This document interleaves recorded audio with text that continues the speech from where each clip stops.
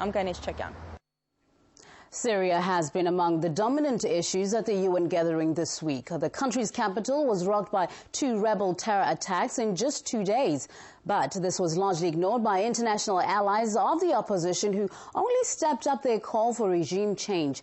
Russia says their stance only encourages rebel terrorism. Let's get more analysis on that from Marcus Papadopoulos, who's editor of Politics, the first online magazine. Good to see you there again, Mr. Papadopoulos. Now, the UN General Assembly meeting is underway in New York. Why haven't leaders used the forum to condemn the terror attacks?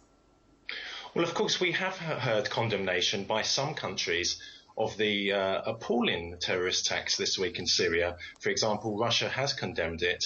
However, we're not going to hear condemnation from any Western governments, principally the American, British and French governments, because, of course, these 3 governments are supporting the Syrian rebels. They've made their stance very clear from the beginning.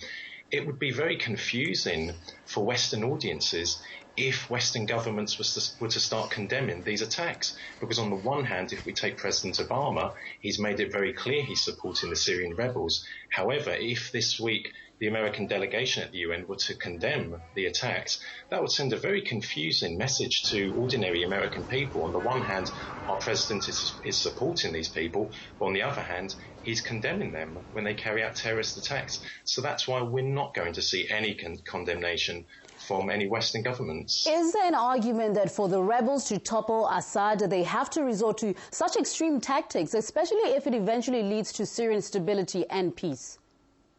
There's absolutely no substance, no legitimacy to that sort of argument. The United Nations was formed on the basis of 2 fundamental pillars: state sovereignty and the sanctity of internationally recognized borders.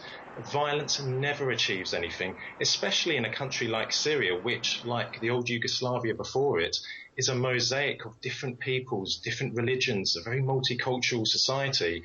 And that's something that many Western politicians and Western journalists are ignorant about when it comes to Syria.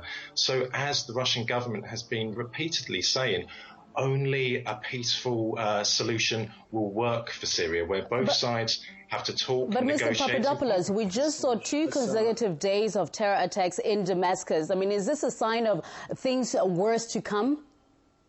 Well, what we've seen this week, the planting of a bomb near the Ministry of Defence in Damascus, and the brutal killing of Maya Nasser, the reporter for Press TV, they bear all the hallmarks of terrorism. And what we must remember is that terrorism is terrorism.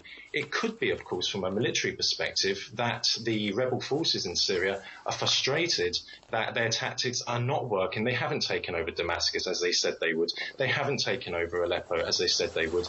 Perhaps they are becoming desperate, and we are probably going to see more and more of these despicable terrorist actions. We'll leave it right there. Thank you very much, Mr. Marcus Papadopoulos, who's an editor of Politics, the first online magazine.